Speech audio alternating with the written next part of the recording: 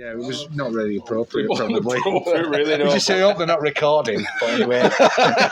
Oh, yes, I am. Oh, yeah, we are now. He said it. You said it, not me. Dear, I'm going to carry straight on. This is the Cyderbaby show here at Corner of the World with, at last, goddamn smile. Hi, guys. At last. Hello. Yes. 3 years in the making. Mr. Cyderbaby, yes. Oh, The don't. man himself. Oh, don't, please. Sent him the first demo. I love this. We love it Send me because some more. I think you've heard more. I think Dave's heard more of the album than we have. Dave, do you like this? Yeah. I've got my own CD I've been flogging. We love the fact you're just so supportive of what we do. It's brilliant, and we can't thank you enough. It's great because it's nice to know that people get it. You know, a bit of fun, writing's a bit Dave of fun. has sold 10,000 copies on the pirate version, by the way. For The album. Spotify streams are amazing at the moment. Yeah. You won't see a penny. Yeah. And nobody else does either anyway. So. Under a pseudonym. Brilliant. Yeah, I mean, you said it earlier, 3 years. I mean, it can't be that long. I'm not that old. Well, COVID happened, didn't it? Yeah. And everybody kind of just sat in the garden drinking beer in this kind of weather.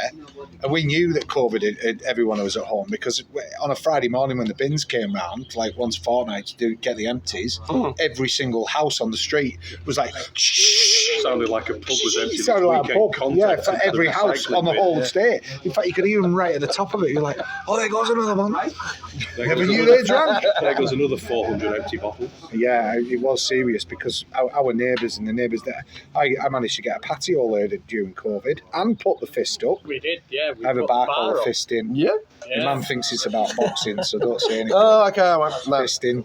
Yeah. She said, why is it watch called your that? videos? She said, why is it called that? I said, because I'm going to put some pictures of boxers up and stuff. And she was like, oh, right, okay. Yeah.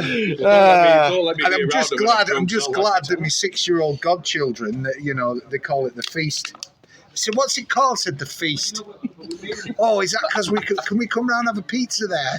Yeah, of course you can. Could you imagine if they're in school and they go, wait, I was at my godfather's fisting at the weekend. Yeah. How this conversation has turned right around.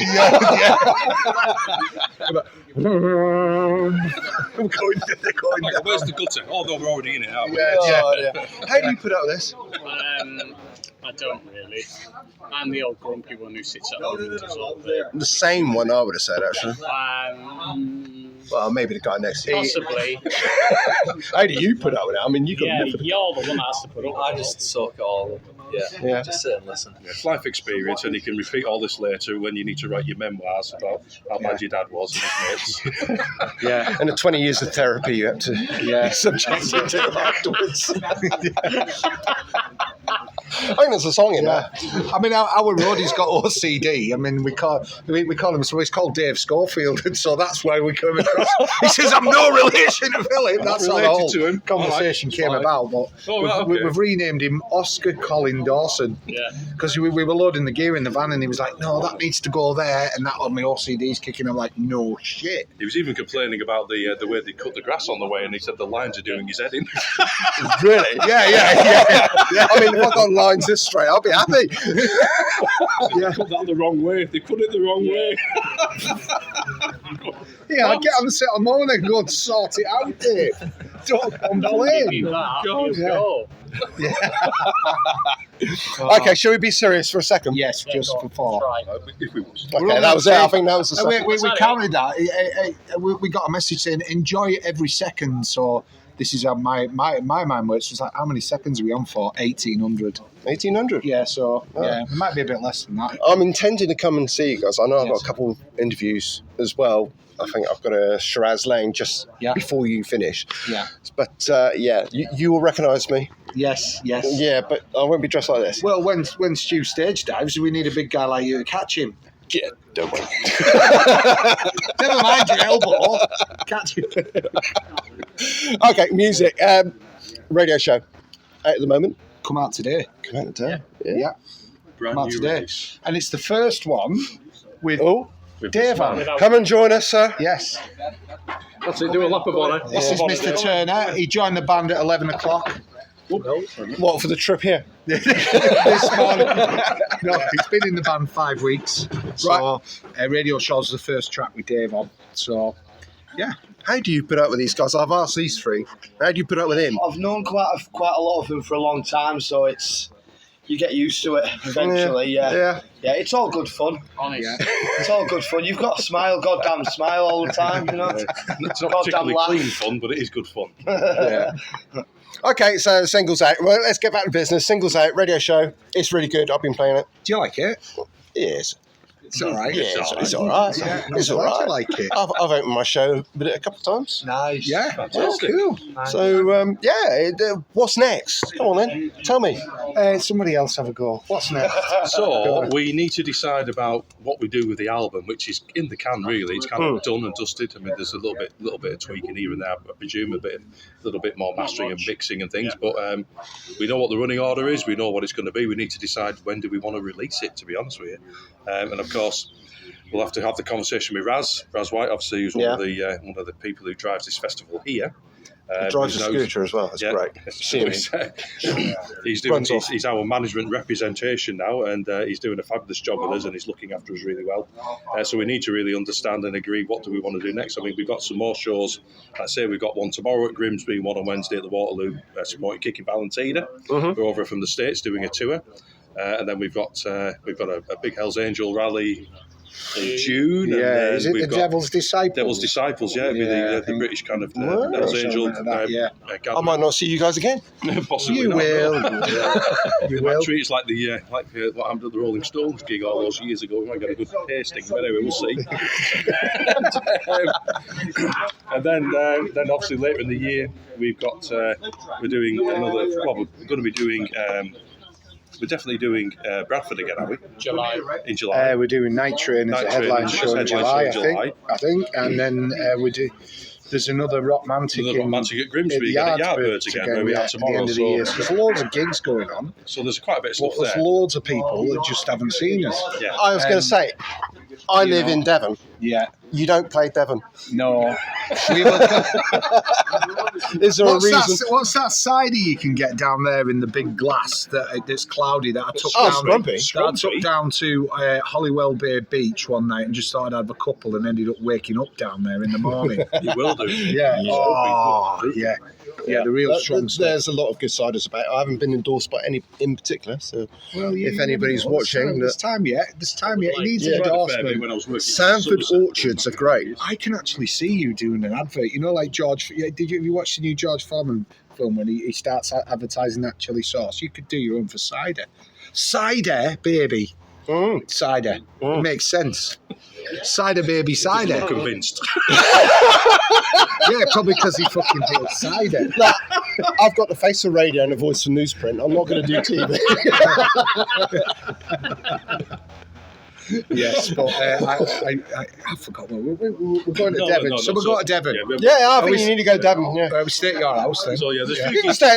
I've got a field actually. You could play in a field. Yeah, there you go. Yeah. Just do a little So there's a free few gig. gigs in the diary, and obviously the writing continues because there's more than enough material probably for 3 albums to be honest. I was going to say he was banging on about 30 tracks the other day. I'm hoping for like a triple album, like Yeah. The Who's Tommy or something like that. Get full To open out be sleeve and all honest, of there's that. probably about 62. Yeah. Right, Count okay. them all. I count Yeah, them all, there's because a obviously I significant record a amount. lot. So there's about 62 songs. Brilliant. I want them all. And they keep coming. No, some of them are shit. At the moment, you know, we have. No, we have, I mean, you got to remember, we haven't all applied our magic to them yet. No.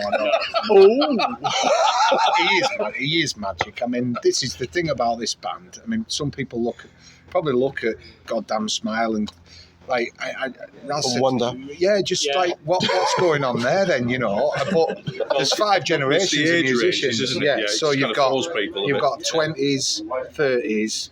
40s, 50s, and 60s.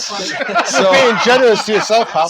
You're just faulting there, Gary. But it's funny because we were just chatting in there before, but the music that comes out wouldn't be the way it is if there wasn't that age range. It's like when Dave came in, and Dave's you're into metal and you're into all sorts of music. Dave's owns like a record, an award-winning record store, vinyl store, which was voted the best independent record store in the UK. It's TNT Records in Barrow-in-Furness, and so he's got a shop downstairs, and then he's got 2 rehearsal studios upstairs, 3 rehearsal studios upstairs where he lets bands rehearse. And so he's a guy that's just so into his music, but every element of the band are in different ways. But when we write a track, because of the different elements of influence that have come from all kinds of different stages in life, results in how Goddamn Smile is going to sound. And Dave came in the studio, and we obviously had a basic idea. If we're putting an idea down, Stu will put, is it Anders or something like that, or drum, what's it called? Drum machine. Basically a drum machine. So we'd give it to Dave without the drums on.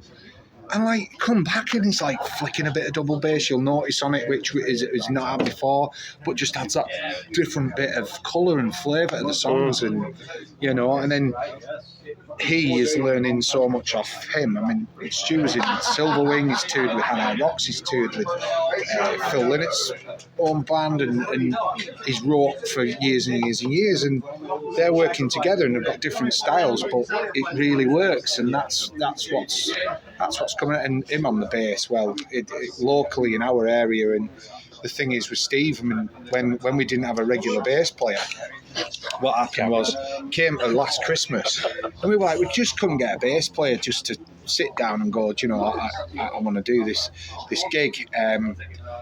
Although you had been hanging around a bit, and I rang him up. Like been a bit strange. Yeah, I sent him a message. 11 o'clock at night. What kind of gig do you have? Yeah. So why is Gary Do you like Salton? playing and all that kind of stuff? Anyway, I know Gary, but I don't know him that well. Why is he messaging me at 11 o'clock? And that's all that about. Is he some kind of strange weirdo kind of man? Is he trying to get into me pants? No, absolutely not. No. I love you, Steve, but not in that way. See, we're heading into Schofield. So anyway, we won't talk about that. No, we definitely needed a bass player, and Steve's playing is just. I mean, Stu's a very, very proficient bass player, but his playing's just unreal. All of these guys I just have to go out and just jump around and sing the stuff. These guys have put the magic together in the background, and we've all experienced all different styles. That's the thing, because I mean, if I look at what I've done in my kind of music life, I've done everything from like playing in rock bands right the way through to doing big shows, which is shows from the musical. So my influences are literally everything you can imagine. Stuff going right the way back to all the musicals, all the big shows, all the big musicals, all the modern musicals, jazz, there's this, there's that.